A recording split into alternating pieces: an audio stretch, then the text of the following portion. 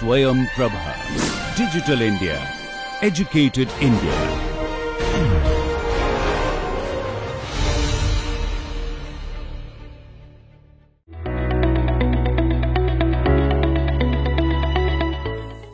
The Indian Institute of Technology, Gandhinagar, is one of the prestigious institutes in the country. It has been recognized as Institute of National Importance and has become the most sought-after institute for students in the engineering field. Its campus boasts of world-class facilities and research laboratories for different domains. Let's meet the Director of IIT Gandhinagar, Professor Rajat Moona, and have his views on varied academic matters, starting with the technology landscape of the country. Country in the technology landscape is moving very rapidly. In last few decades, technology push that has happened by industry, by academic institutions and all that is enormous, and that has been fueled by many technology projects on the ground. For example, Aadhaar, everybody in this country actually carries an Aadhaar. Mobile, everybody has a mobile penetration is very, very high. And variety of different government applications like UPI, payment systems, RuPay, and such kind of financial things, and ID management systems, opening accounts and all that. All of this has increased the technology landscape of the country tremendously. Today, we are all so much highly dependent on technology. Education is a classic example where technology has infiltrated, and the places where it was considered not possible suddenly seem absolutely possible. Hybrid classrooms, online education.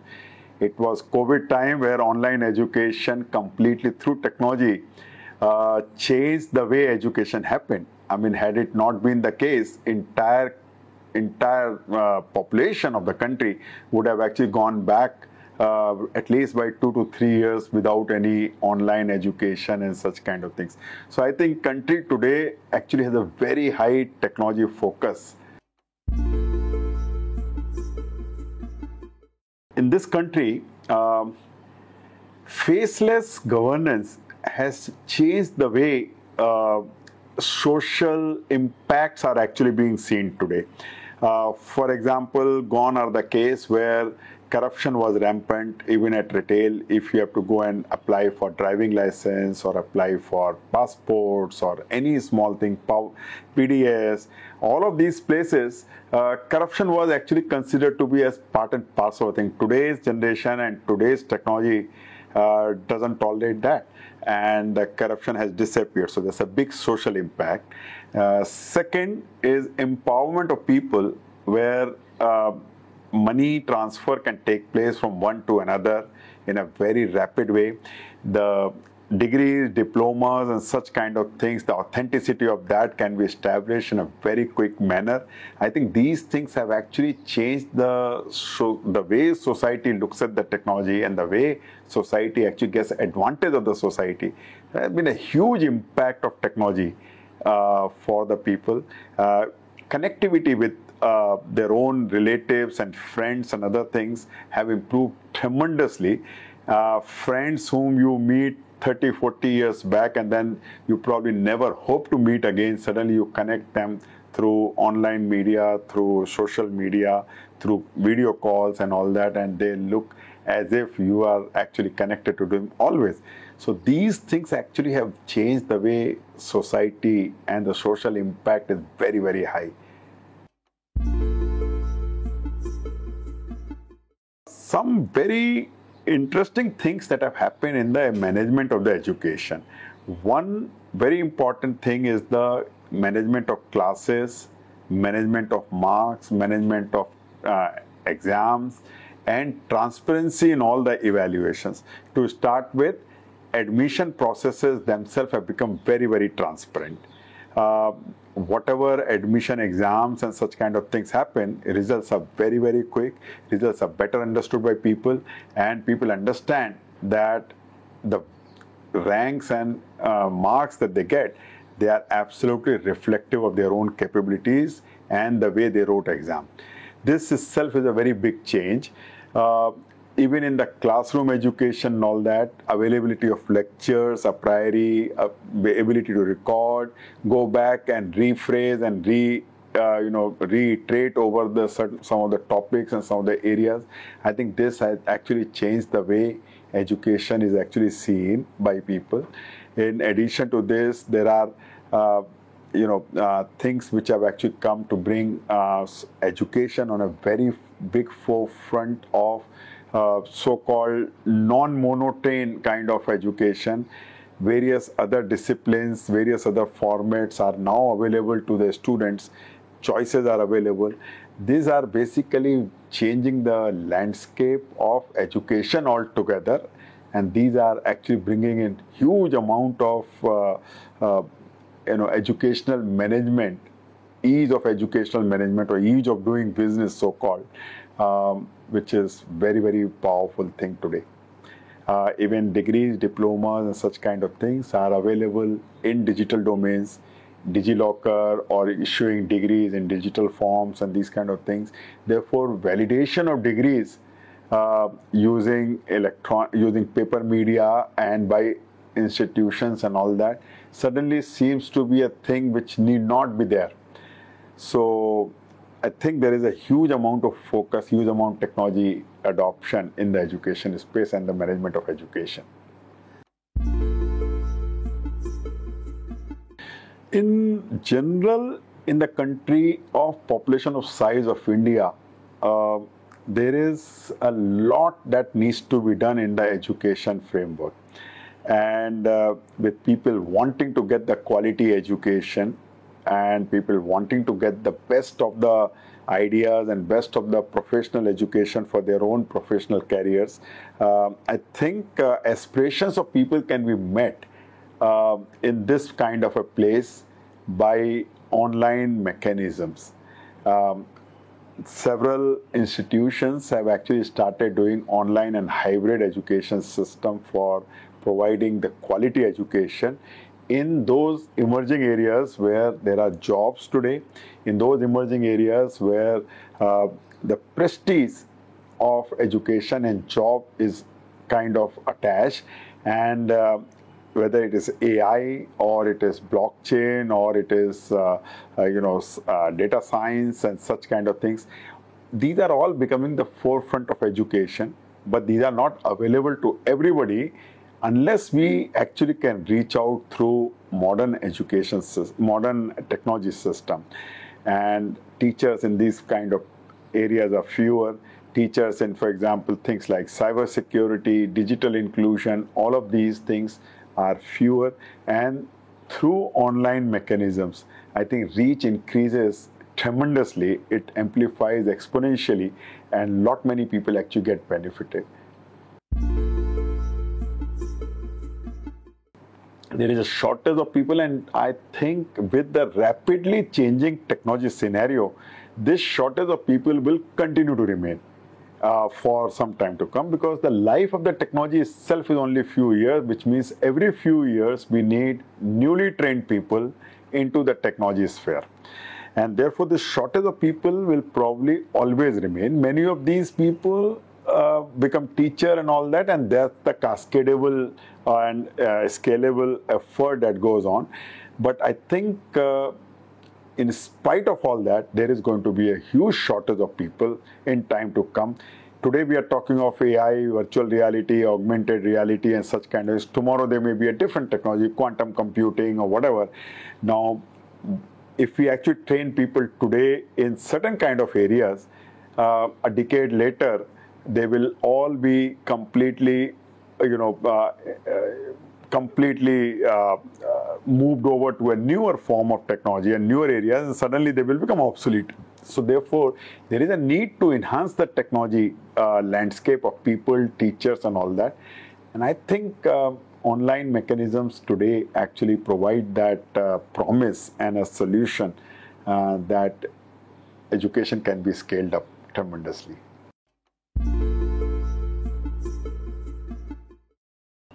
NEP 2020 is a very, very empowering policy, and empowering and a very future-looking policy which we had not seen in the past. There is an amount of focus that is given in education here to talk about things like multidisciplinary approaches in education, letting people learn the best of the thing which do not belong to a single discipline, merging things like, for example, computing and commerce, arts and computing, computing and civil engineering and mechanical engineering, mechanical and electronics. These are the kind of things which actually are really solving the general problems of the humanity that one looks at.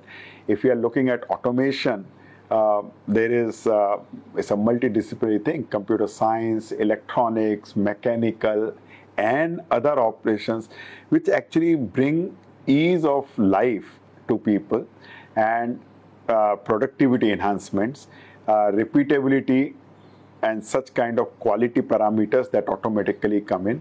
So therefore, in my opinion, NEP 2020 has actually provided a very strong empowering mechanism, not only to IITs, but to every educational institute in this country, right from school to technical education, to vocational education, to other form of education. And I think NEP 2020 has done an excellent thing in enabling such kind of things. Impact of adoption of educational technologies compliant to NEP policy will be actually seen 5 to 7 years later when people into the multidisciplinary programs or a multidisciplinary education, they come out and start taking the challenges of the industry and all that, and suddenly they are better qualified people for taking the role of tomorrow's leadership in the world. I think we are probably going to see the impact of NEP 2020 in a very, very pronounced manner in time to come. I think research had been always the forefront of any growth of any country. Countries which have spent money in promoting research and innovation have always done economically very well, whether it is military uses, weapons and all that, or it is governance, or it is healthcare, or any form of this. I think education and the research have always played a very key role in the economic development of the countries. So research and innovation is actually a key factor for India's economic growth also. And today's India is very, very empowered India. It actually comes up with its own sets of problems and solutions for the people. The solution that it is providing are not only for relevant to India, but for the world altogether. And even the world today seeks at the leadership of Indian solutions.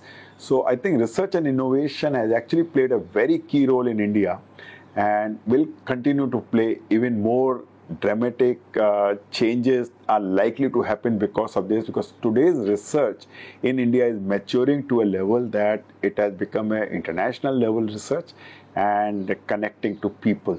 So I think research and innovation actually has a very, very big role in India in coming times. In IIT Gandhinagar, we have multiple things that we have actually right from the beginning made our focus upon. So one of that is multidisciplinary approaches. Our education system, our students and research programs, they are all multidisciplinary in nature. A faculty member can belong to multiple disciplines simultaneously. There are people who work in electrical engineering and computer science, people who work in computer science and mechanical, people who work in mechanical and brain, cognitive sciences. There are people who work in humanities and other form of electrical engineering and these kind of things. So it actually provides a multidisciplinary approach. And this multidisciplinary approach is actually very, very important for today's innovative world. IIT Gandhinagar, we have also focused a lot on our students getting into startups getting, and we encourage them to get into translational side of their research into something that will be useful for the society as a whole. And a lot of focus has been provided on that side. We actually connect our people with the best in class from all over the world. We connect our people to best in class incubation systems, and we provide them all possible mechanisms, including connecting with them clients and businesses and all that. So I think we have had a very strong focus on research as well as on innovation. We have had few success stories, and few people are actually working on variety of different startups. At this point in time, we have something close to about 30 odd startups working out of our research park. And some of the notable ones are, drug dispensing systems, for example. There are people working on that, people working on newer form of energies and all that. Energy cells, fuel cells and all that. People are working on things like DC motors and such kind of things. There are people who are working on 3D printing solutions, concrete printing solutions, and supporting even the Indian Army for making very quick bunkers and such kind of things. The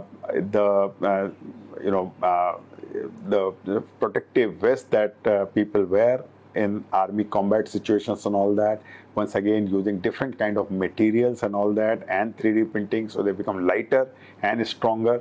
These kind of things basically our startups are actually right now working on. I think Indian mind is a very, very innovative mind. People right from the beginning actually think of innovation very, very strongly. They look at it and work on that. At this point in time, through various innovation programs in the country, such minds are being given support to convert their dreams to reality. And there are a lot of people who are actually working in this in the country. Startups today in the country are several order of magnitudes more than what it was, let's say, 1 decade back or 2 decades back.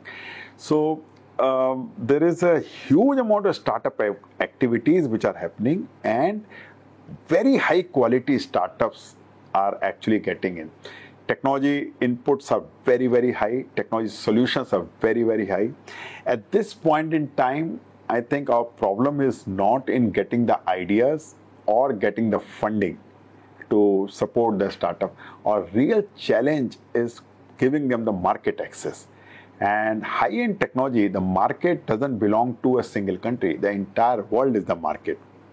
And therefore, giving them exposure to the market all around the world is, I think, a very, very important thing. In time to come, we are actually going to see several startup and innovation centers collaborating with the startups and innovation centers of other universities elsewhere in other countries and all that, so that there can be joint startups and a better access to market is likely to happen. I have no doubt in my mind that Indian startup system is a very, very robust startup system.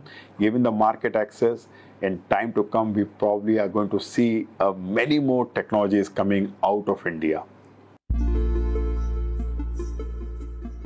In the Indian education system, demand and supply gap is actually very high. There are huge number of people who are looking for quality education, but the quality education is provided, or the educational institutes commensurate to the population are very fewer. Because of that, and I'm not talking of technology, I'm talking of in general all the landscape.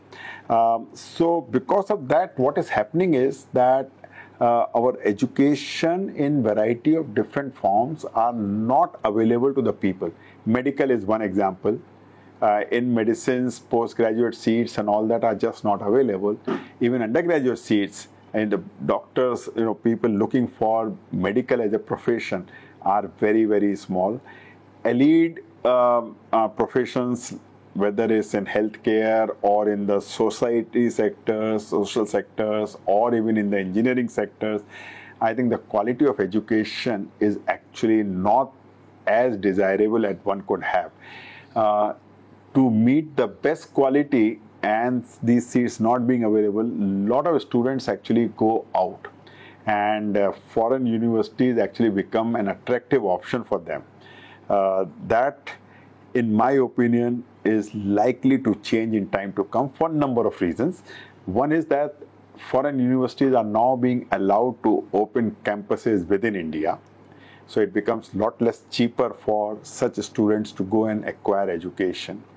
The second, that Indian educational institutes are also expanding their ambit, and therefore many such educations which were till now not available, were out of reach, suddenly becomes reachable, and therefore this is also going to be yet another thing.